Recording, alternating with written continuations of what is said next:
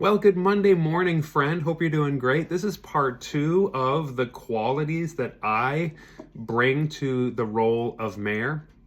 Wouldn't be running to be your mayor if I didn't think I brought the appropriate qualities. We talked a couple of videos ago about the difference between qualifications, which could be anything, like I said, astronaut, mayor of a huge city previously, somebody who runs a business, somebody who, it doesn't matter. There are so many life experiences that can, I believe, qualify someone to be the chair of the board of the corporation that is your municipality. If you're wondering what I'm talking about, see all my previous videos. I mentioned in yesterday's video, I sat down and just kind of jotted on a sheet of paper some of the qualities that I believe have led me, all my leadership experience to this point, and what do I bring? And we're always evolving. Everyone always is. I believe people are always changing, hopefully for the better. But this is what I feel like I have at this point in time.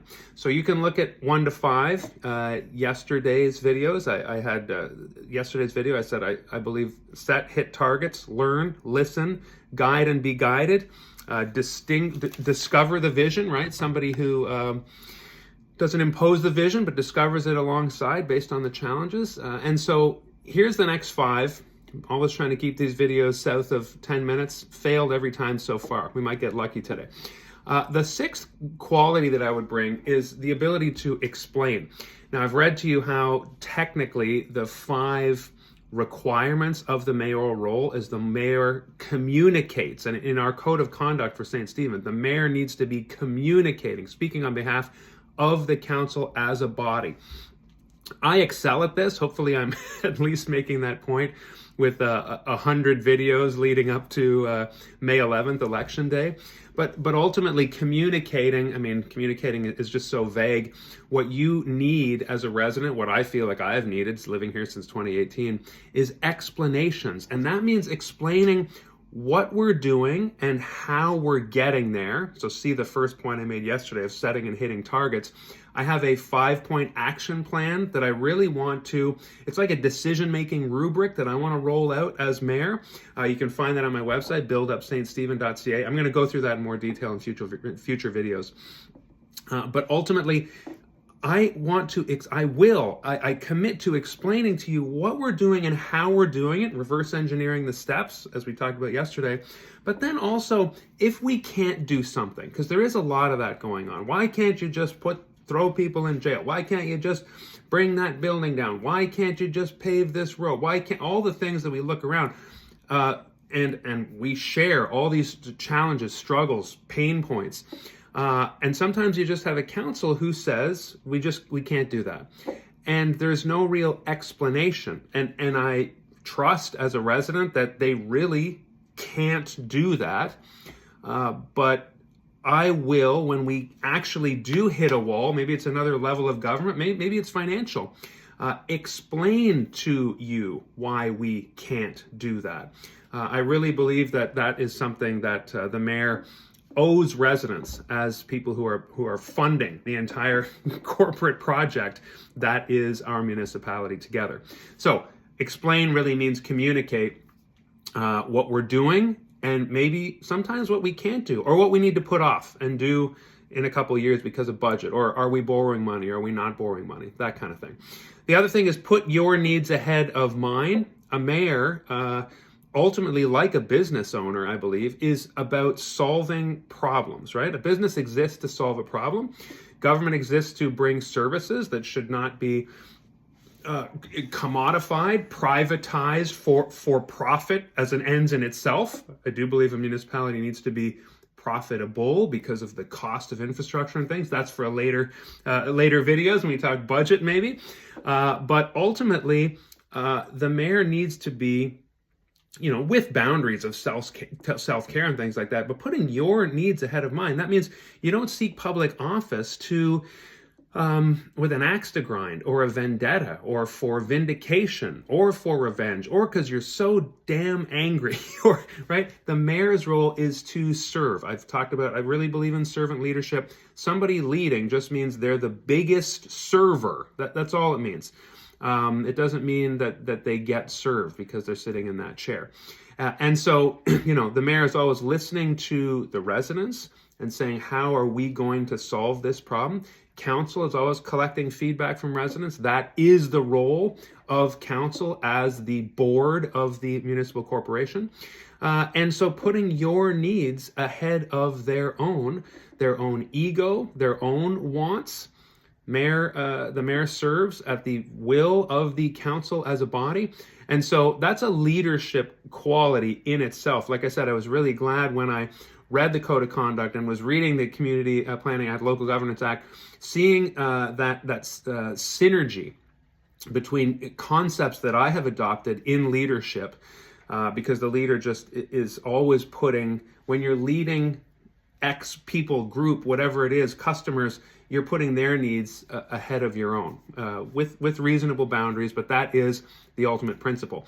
The next one is humble but confident. The humility piece, obviously I said you need to be learning and you need to be listening, but what if you make a mistake and what if you don't know anything? Well, don't know everything. That's an important distinction. You should know some things. What if you don't know everything? I don't know anybody who makes zero mistakes and knows everything. So guess what? As your mayor, might make some mistakes, might not know everything. But you never want to be the smartest person in the room and the smartest person at the table anyway. If you are, hey, that's maybe fine for that table, but you need to find other tables as well where you're not the smartest person in the room. So being humble means being able to say, yes, this is difficult. Yes, I've made a mistake, but ultimately see the other qualities. We're here to solve a problem together. I need to find out how we can do this in the best way by interviewing people, talking to experts, talking to each other, always using solution-based, evidence-based solutions. And so that's a really important quality of leadership is humble, but confident enough even to be humble. You don't want someone who's so humble that they say, oh, I can't do anything, and aw shucks, and never looks up from their shoelaces.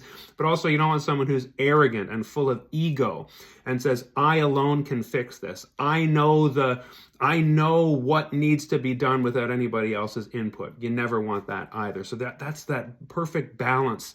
And I know that I bring that from all my experience as well. It's a real value of mine. Compassionate yet sensible is number 9.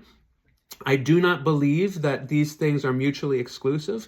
Compassion, literally when you look at the word compassion, it's to suffer with. Passion means suffer or experience pain, and come is with, right? Together. So, there are lots of things happening in town where we feel compassion, but compassion is not just a feeling. We need to actually act on the compassion.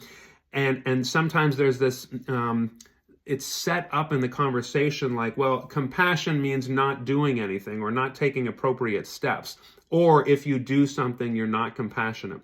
They're not mutually exclusive. You can do both. Now, there's a way to take action that is not compassionate, and there's a way to be compassionate that does nothing, right? So there again is a tension that we always want to be. We want to be walking that line. The municipal plan, for example, says on page 3 to address resident homelessness in a fair and compassionate manner.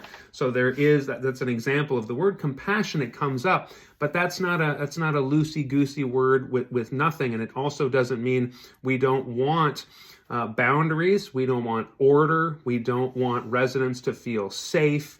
And so there is a place for compassion and public order. And anytime the conversation is set up as those two being opposing things, opposite things, mutually exclusive things, we're doing it wrong. So I want you to think about that as someone who might be running or somebody who's looking at people who are running and saying, is that conversation being framed as mutually exclusive things? That's probably a video for another time, because let's get to number 10.